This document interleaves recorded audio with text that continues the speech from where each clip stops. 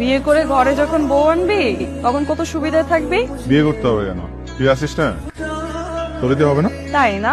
যখন ঘরে বউ আসবে না তখন এগুলোর সমস্ত বিচার আমি দিব। তো বউ করতেছিস কেন? হ্যাঁ, খুব জ্ঞান দিতেছে।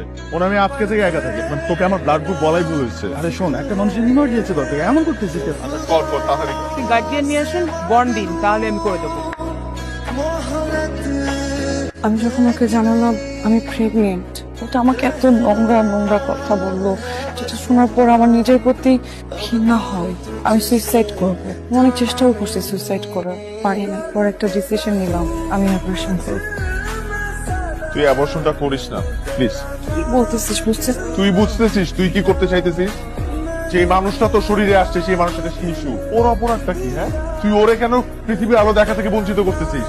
দেখ, এই কাজ করার অধিকার সৃষ্টিকর্তা তোকে আমাকে কাউকেই দেয় নাই।